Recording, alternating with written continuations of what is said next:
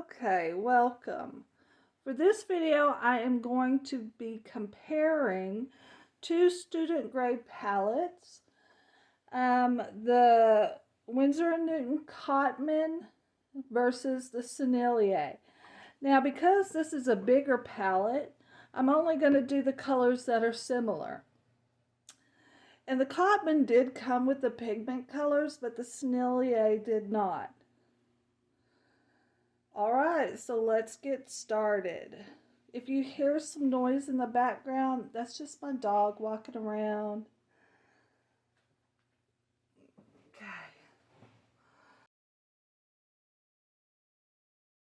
For the first color up, we're doing lemon yellow. I will be wetting it some before put the color down. And we're doing the lemon. Let me give this a little squirt. Oh, I guess I could show you inside the palette. This is how the palette originally came. The white is different than the original. It came with this nice little brush. I really like this brush, but for me it is rather small. So I don't use it very often, but if I was traveling, it would be good. The only reason I choose not to carry this one as my travel palette is because I prefer the metal ones because of the way that the wells are just a lot easier to clean, but that is just a minor detail. Alright, that's just me being picky. So here we go with our lemon yellow.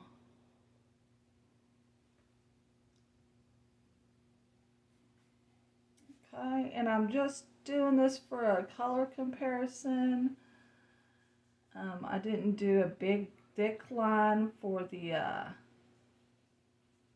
transparency, but hopefully the numbers and names will suffice for that. I'm more interested in checking the color and the pigment. That one looks a little bit dirty, so we're gonna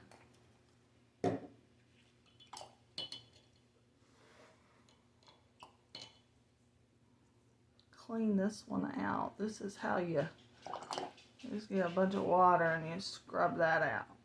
And then we know we have a fresh, I have 2 cups of water here. Okay, get that pigment.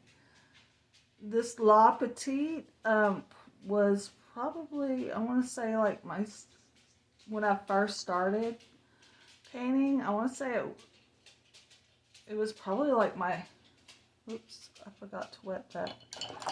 Well, we got to keep it fair, don't we? Like my second or third palette, and since I was starting, I was experimenting with student grade paint, you know, and I really liked that the palette.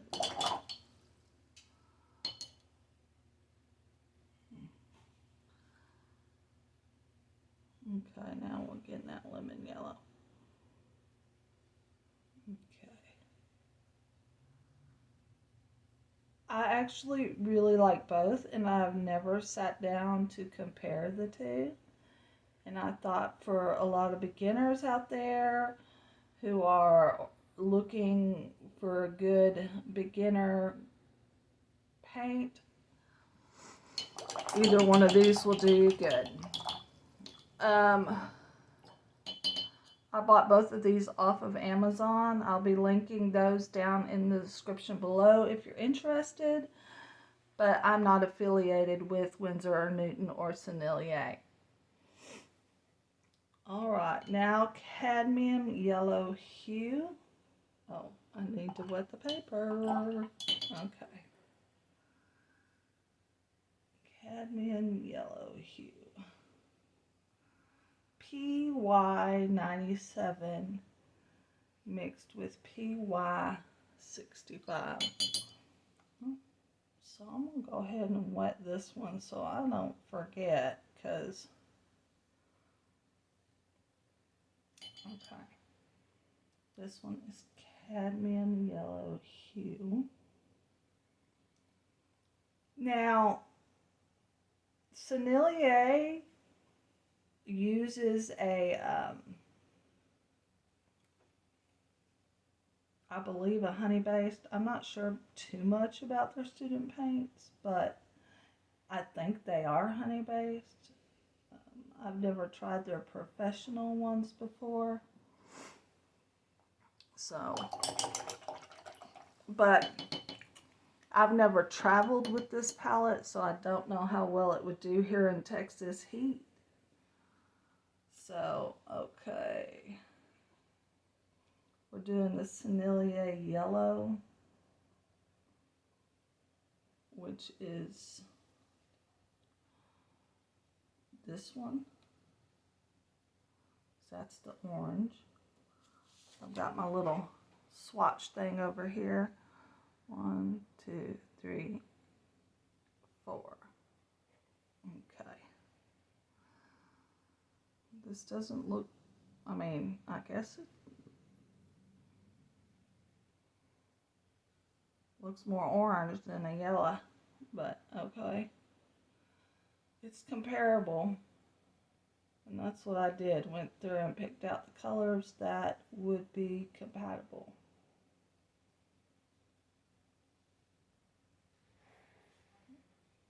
Both are going down pretty smooth here. I like that. Okay.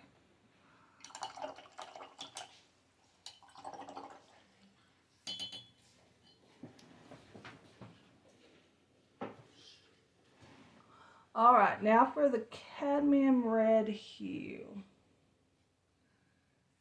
Cadmium Red Hue from Winsor Newton Cotman. The mix is PR 149.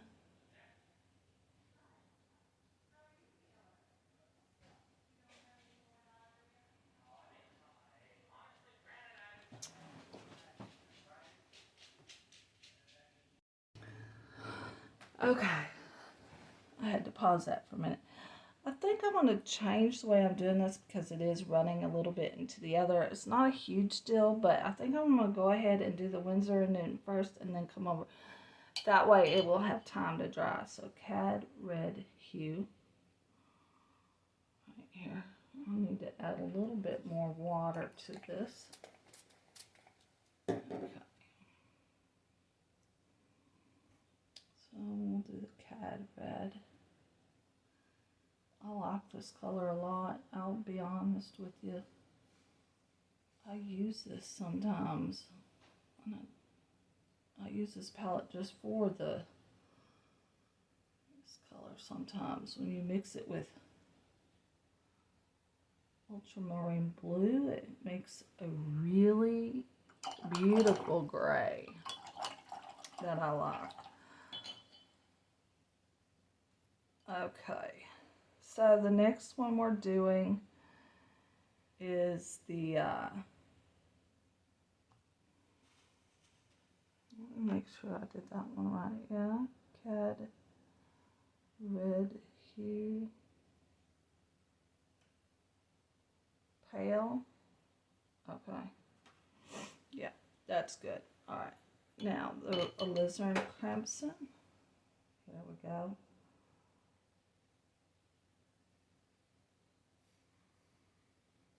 Alizarin. Put it first. It's going to run together anyway, huh? Maybe we'll do it more in the middle. I don't know. We are experimenting. Alright, Alizarin Crimson. This is, I use this on my normal palette. I use Cotman still on my studio palette sometimes for certain colors. In the future, I may do a comparison of them with some of the professional paints that I have, so you can see which colors really don't make much difference across brands. Okay, Alizarin Crimson. And next we have the Ultramarine. I don't want to do the same mistake. I need to wet that. And try not to get it to run. I don't like runs. A lot of people, you know, that I must say that's probably a misconception of watercolor paint. And I mean, I guess it's true to some extent. You know, watercolor does kind of have a mind of its own. A lot of people may think it's uncontrollable. I mean, you can guide it, but I think that's the magic of it, for me anyway. You can kind of predict it, but ultimately what it does sometimes is a little bit not what you were expecting, but that's when you get all the wonderful little surprises. And that's, you're constantly, okay, Cerulean blue is next. You're constantly making adjustments, and I like that. It doesn't get boring. I've done oil painting, acrylics. I did oil painting for years. And I still love oil painting. But with this one is PB15 Cerulean Blue, which PB15 I thought was usually like a phthalo blue. Okay. Anyway, what was I saying? Oh yeah. And even though oil painting is amazing and I love it, I started experimenting with watercolor about almost 4 years ago. And I remember in college,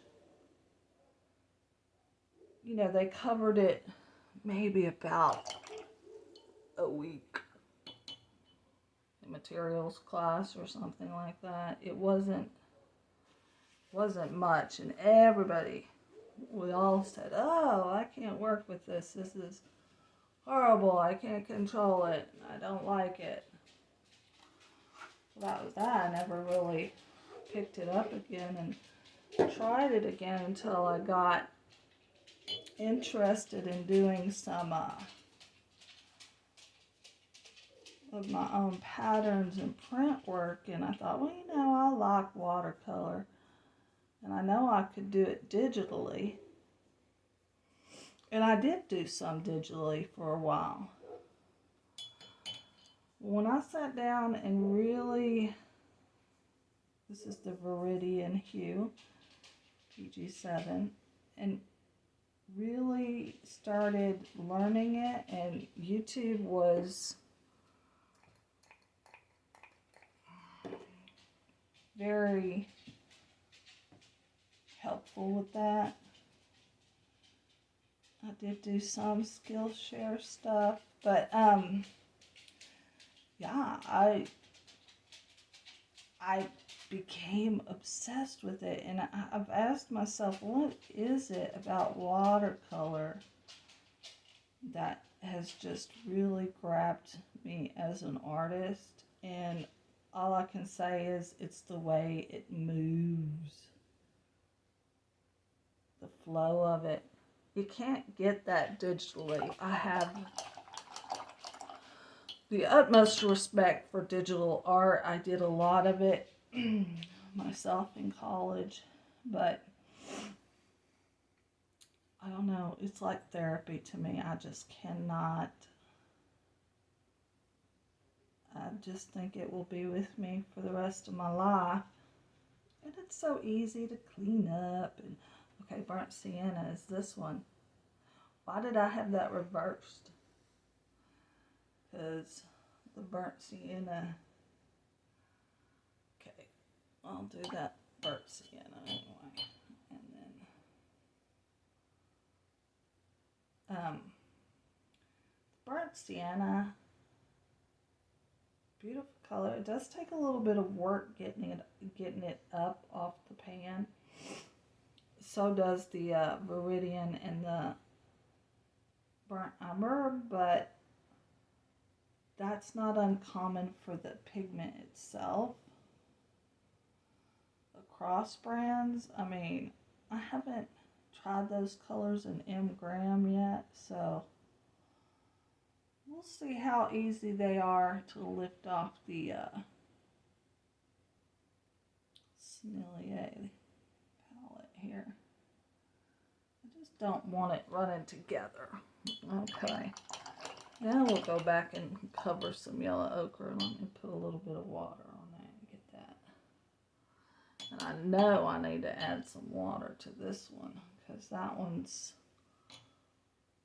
always takes a few minutes. But I'll tell you what, this little bit of burnt umber, I usually keep it on my normal palette. I don't have any extra tubes or anything of it. That pan has lasted me the whole time I've been water painting. Watercolor. Yeah, it's lasted me. So the burnt umber lasts you a long time. The only downfall is it's a little bit difficult to get off the pan, which can be a little bit time consuming and frustrating when you're in a hurry, but it can also be a little bit rough on your brushes. So be mindful of this. This is yellow ochre. It's a beautiful color, but I don't keep this on my regular palette. But it's in here if I ever do need it. I don't really tend to use that color a lot. I prefer trans yellow oxide to that. Okay, but that's a personal preference. You will learn those things as you play with your colors, and I encourage you to do that. Swatch them out, do mixes, experiment. It's fun, and it really is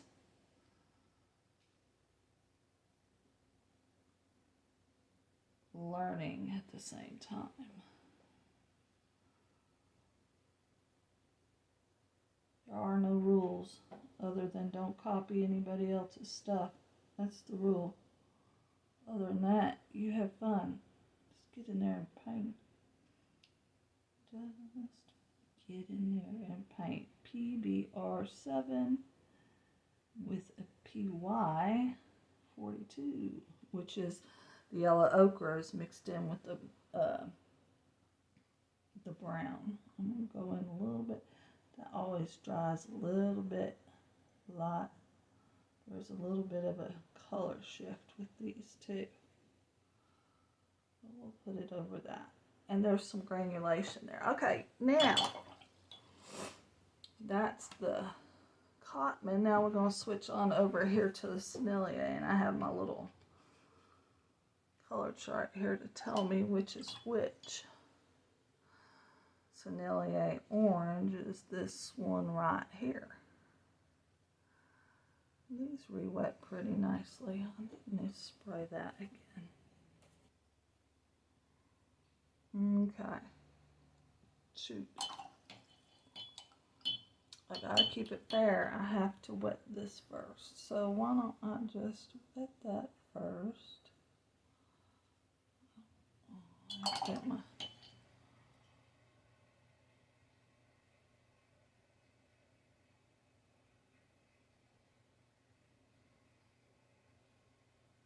I actually have passed this palette down, the Sennelier one, to my son, who likes to play with paint every now and then. He's done a little bit of oil painting, and he wanted to try his hand at watercolor, so I gave him this set, but I snatched it for this review, so we can compare the two. Lint is on there. Rose Permanent. This is similar to the Alizarin. They have their own names for them. Like I said, it didn't come with the pigment colors, but they may be online. I did not take the time to look it up, so I'd say these are pretty standard colors for like a student set with a variety of the standard colors. Yeah. My waters. I contaminated it. Ultramarine.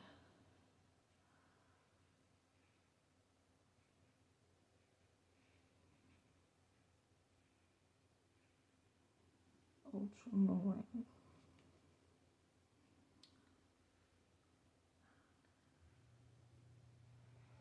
It's this one here.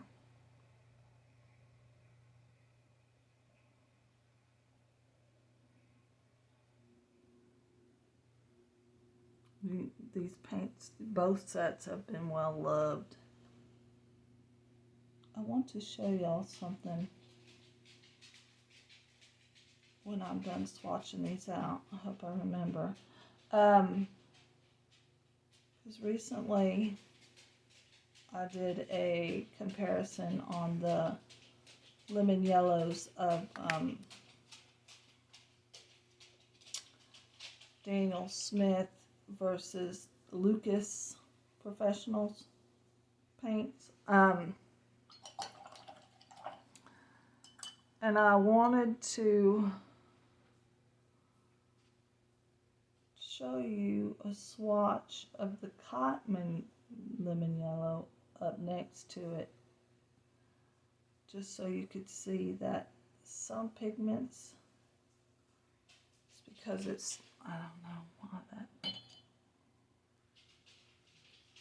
lint must have come off my sweater. Okay. Some pigments, you just can't even tell the difference.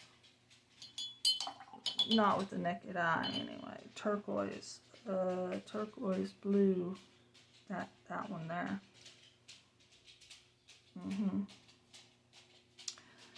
And this is supposed to be like the phthalo. Yeah. Turquoise. I think this is a beautiful color. I think when I did use this palette, it was probably my favorite color in the set, because I do like blues. It almost looks more like a manganese. I don't know. I don't know. I don't usually, I do have a manganese on my studio palette, but honestly, I think because it's not a natural looking blue, I just mostly use it for mixes. Okay, Verte. The blue, and then this is Verte.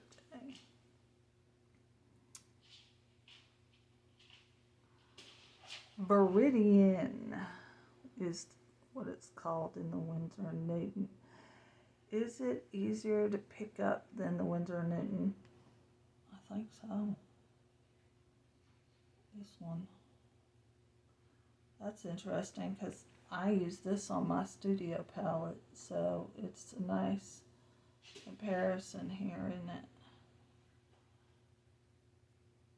But I plan on, when I use up the one on my studio palette, probably to go ahead and get me an M-gram one. Honestly, greens are one of those colors that a lot of times I just mix my own, especially with the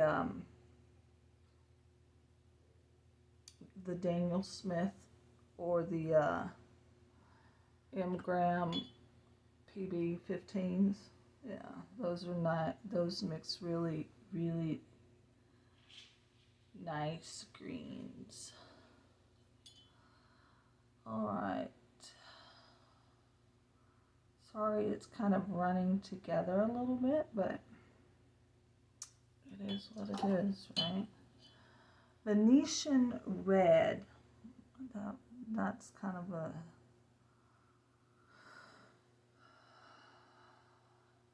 And all I can say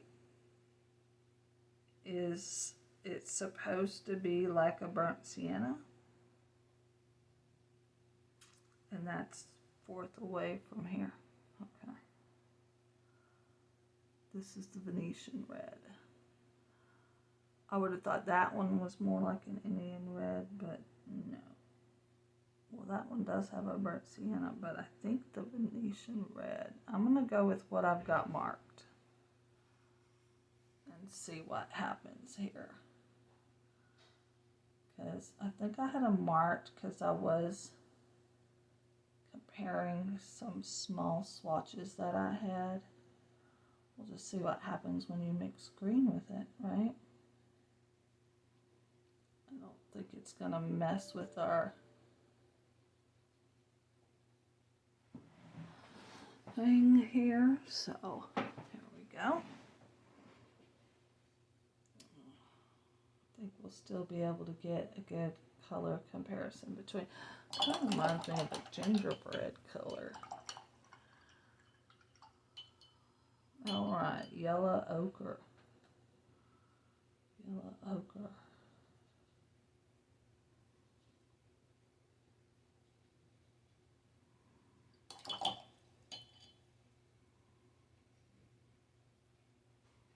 It's this one here.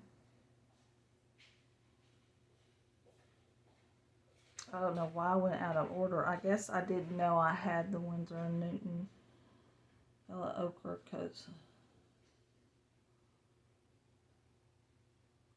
or I decided to add it later on in. I don't know. Anyway, no harm done here. Okay. And the last but not least, the burnt umber. Put a little water there, so. Okay.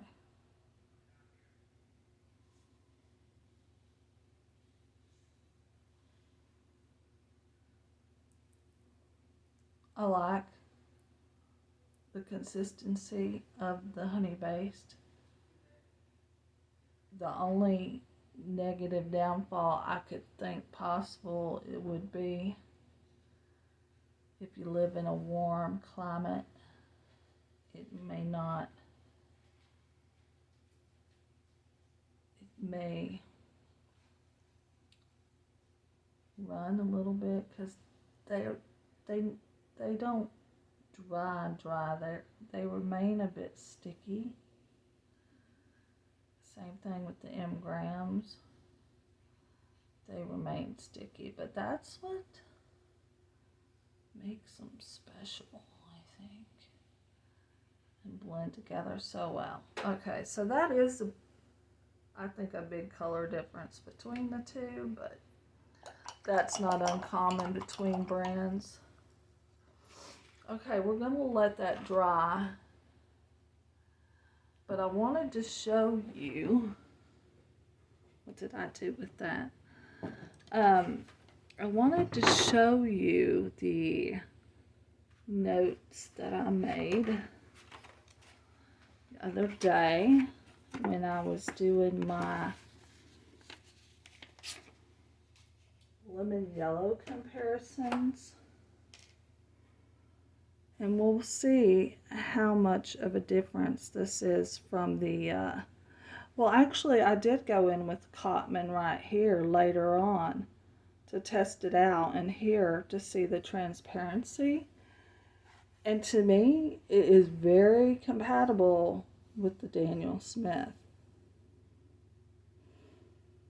It's transparent. I don't know about light fastness information, but I'm really thinking that on a travel palette, the Cotman may be a more economical choice for me, because, you know, what if something happened to it? So if I can switch out some of those, I will. I did the same thing with the Ultramarine. Here, this is the Cotman next to the M-gram and the Daniel Smith here. So you tell me, this is a M-gram and this is Cotman here. So Cotman, great paint. I have not had, other than a few of these ones that are hard to lift, I've not had a problem with it at all. If you're gonna save money, I would rather buy a student grade paint like Cotman than to scrimp on paper. This is the Arches Rough. What do I do with it? Oh, I already put it up over there. It's the Arches Rough. Okay, I'm gonna let this dry and we'll be back for our final review. Okay, we're back.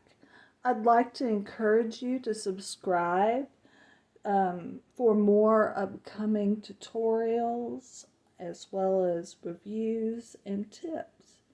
So let's get in this now. Bring it up just a bit closer. There are a few color different. Come on, focus. There are some color differences in some of the oranges I see and the reds here. It's a little bit hard to match those up just using the names. So, but you're going to find that throughout different beginner palettes. I mean, these, a lot of them you can't, like the Ultramarine. There could be slight differences, but look at that. Yeah, very comparable. So yeah, I would encourage you to play around, try different student paints. If you're a beginner, don't be afraid, get in there and play. I really can't think of anything else I wanted to add to this comparison, so thank you so much for watching.